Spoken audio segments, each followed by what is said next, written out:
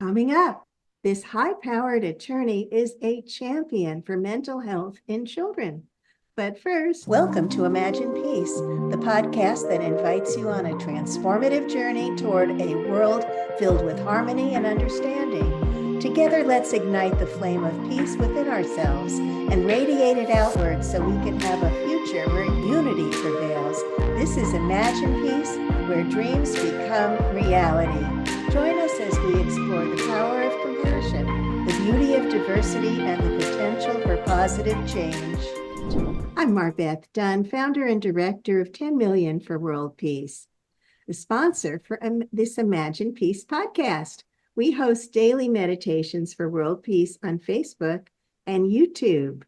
Today, we have the great privilege of hosting the incredibly versatile Lillian Taylor, a classically trained pianist. She has a penchant for composing and singing and is a proud member of the award-winning Brazilian Voices. Lillian is also the creative mind behind Sahara Organics, a brand that beautifully blends mainstream fashion with sustainability. Her literary prowess is equally impressive, with a book of short stories, A Few Perspectives, and a novel, Krymea River of Blood, to her name. Lillian is also an attorney who has represented some of the largest names in the industry. Her specialty is domestic and international trademark protection. But the top of her focus are the Blooming Zenies, a collaboration to support good mental health for children. And I'm so thrilled to have you here today. So welcome, Lillian. Thank you. It's delightful to be here. And I wanted to ask you, so I just want to jump right in about the Blooming Zenies. Why Sure. did you decide to work with children's mental health?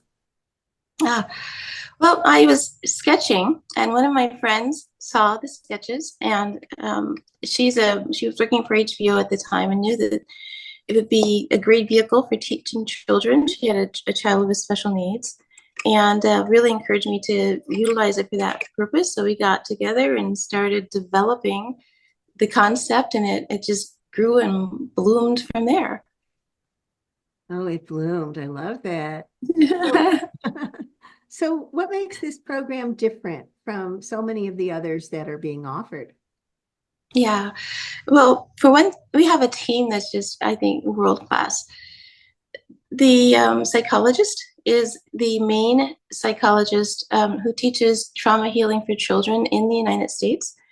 She's very, just, I can't say enough about how skilled she is. And she's really informed us of what's missing in the industry. So we're bringing a perspective in terms of the delivery of information that's going to be easier for children to absorb and follow than what they normally get. We're also blending it with augmented reality.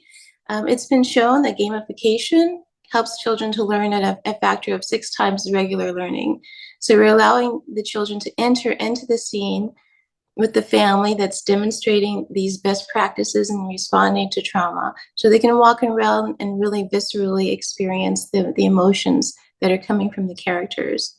And then we have an AI component also that, with permission of the parents and the caregivers, is going to be testing to help understand if the kids are really understanding the lessons, if any of it is really triggering them. And then if so, then we can reach out to the school counselor or whomever is responsible for them to let them know that there perhaps should be a further look taken at what they might be going through.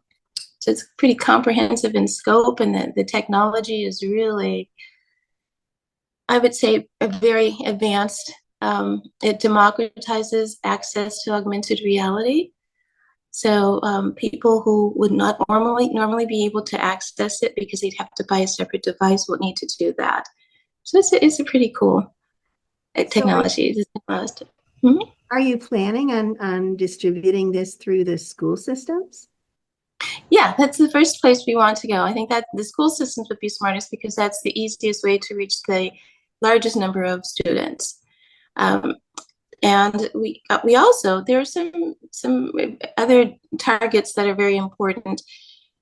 Because we're focused on not just good mental health, but also good practices when you're facing very stressful situations with toxic stress.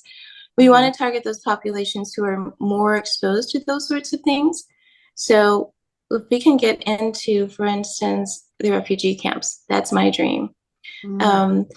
There are also some care facilities for children who are, being fostered or have entered into the system, taken away from their parents, so we can access them in that way. I mean, those are populations that really need it. We're also very much interested in the juvenile justice system, so we can help divert kids away from the path that they're on, so they can understand how to lead healthy and productive lives. Usually when they're in those circumstances, because they've never been shown in a personal way the different step to take that's not going to land them in hot water, that's not going to augment their distress. So those are the populations I'd like for us to really have some great focus on. And if I may also, when we tested this, we interviewed hundreds of parents and grandparents, and quite often the response was, "Oh my, I wish I'd had this," or something like this, when I was teaching my children, when I was responsible for their coming up. And so maybe packaging it as parenting training might be another way to go, putting it on the shelf and allowing everyone to access it who needs it. This is wonderful, and it's such a huge vision for children. I love that. You've really put a lot of energy into this. 10 years. We've been working on it for 10 years. Wow. Yeah. So, our focus is all about world peace. And, with 10 million for world peace, we do a daily meditation, 7 minutes a day, that's guided. And I know that children are our future. So do you feel that the work that you're doing would impact world peace? It's absolutely essential to world peace. It's been tested and proven that there's a decline in civility. And that's the reason we are having so much more difficulty and so much more stress in our lives as a society. It's measurable, demonstratively measurable. And I think, I wouldn't say the adults are lost, but if we're going to not allow this world to just completely go downhill, we're going to have to reach children and teach them a different and better way. They have to be the leaders of the pack. And I think that this program will really help them to do that. In fact, the United Nations has a set of goals, sustainability goals, and one of them is to actually foster peace in the world through the betterment of education, and making it more available to a larger group of people, and to improve the mental health, actually, of the children. And I think that mental health is absolutely tied to sustainability of a peaceful world. No, you can't make good decisions otherwise. Yeah. I totally agree with that. Absolutely. So is your program, can it be translated into other languages? That's our intention. It's absolutely our intention. Yeah, it's one of our partners is in Brazil. Another one is in Canada. And there's no reason why this can't be available just, globally, because it's the same issues that anyone faces in any home life or any school life. There are always bullies in the world. There's always going to be, families who are not perfectly aligned with, peaceful processes internally. And so there's no place where this wouldn't be helpful. So yes, our goal and intention is to spread it around the world. Oh, I love that. So do you think that world peace is possible? I absolutely believe that world peace is possible. When I look at some of the major changes that has happened in the world, it's not necessarily going to be always easy, but I believe that it is doable, and it is absolutely not doable if we give up. So I think that peace is yeah, it's really critical to be maintained. And I know that there are organizations such as yours and another one I was previously involved in, where the prayers for world peace are taking place on a daily basis. I truly believe that the vast majority of the people in the world want that for themselves and for their family. There's a lot of noise from a lot of other quadrants, but they are the minority. They're just noisy. They're just noisy.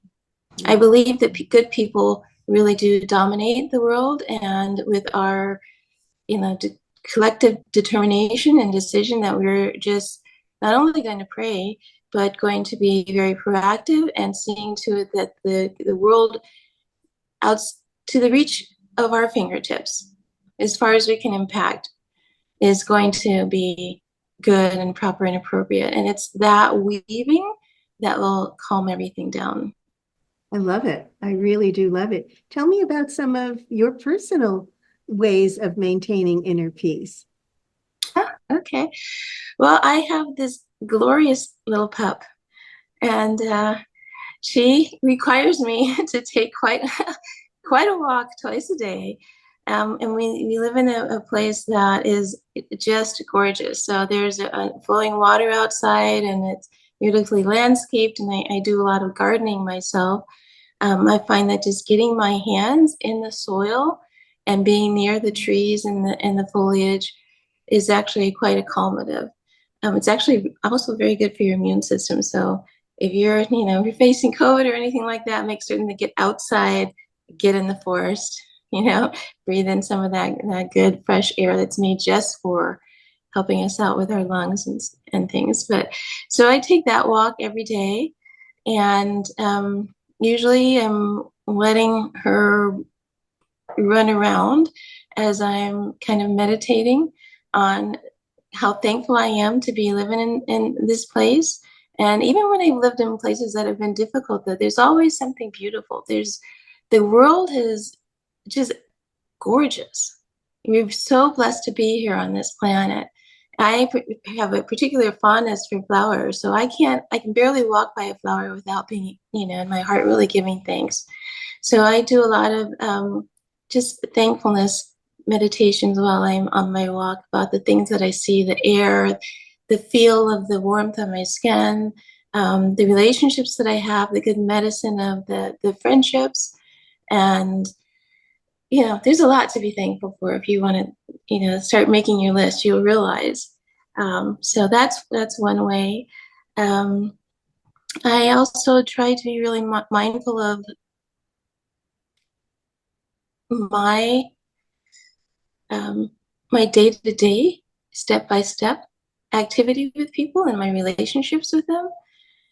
I can find when we all can get irritated at something, or I'll see a relative is making a decision. I think it's the wrong thing, and I want to take control, and I want to make certain that my nephew doesn't make that mistake. And so just understanding how I need to let go and allow other people to be their own adults and make their own choices, and just pray for the best thing for them instead of trying to exercise that control over them and over situations, and they're just allowing.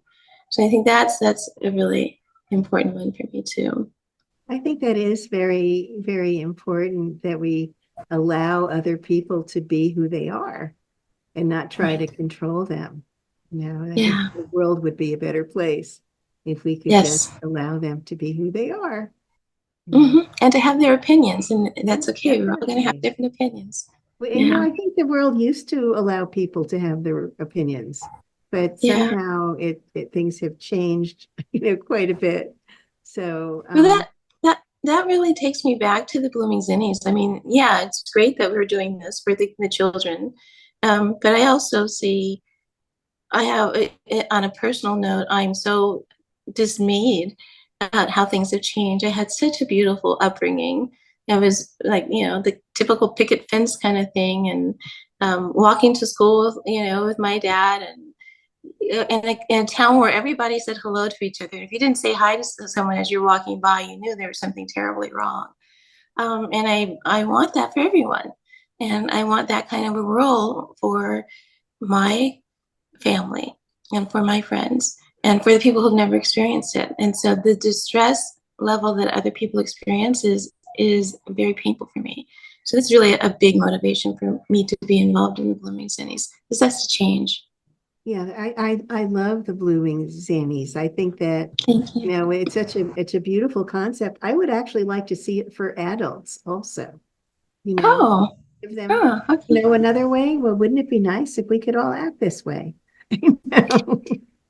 You know, with Yeah, kindness and respect for others. I think that would be a beautiful thing. And so, yeah. how can people reach you, Lillian? So my email address is write me as though you're going to write me a letter. So write me at Lillian Taylor. Um, it's very easy to reach out to me that way. And then I've got, and I think my Instagram is Lillian Taylor esque. And I think the same for LinkedIn, if it's professional inquiry. And then on X, it is Lillian Creates. Lillian Creates. Lillian creates. Well, you're very creative and Ah, such a diverse, really, so many different talents. thank And you. it's really so lovely to have you here. So thank you Great to so be here. much. Thank And you. yeah, so Yeah. we look forward to maybe even having you back. We can learn more about your zanies. Okay. Well, as it goes along, I'll certainly keep you informed. I'll keep you in the loop, and we'll see what happens. Maybe one of them will come and make a guest appearance for you. Oh, I would love that. Imagine Peace is brought to you by 10 Million for World Peace. Join our daily 7-minute guided meditations for world peace and monthly healing circles at 10millionforworldpeace.org. Together we can create a peaceful, happy planet.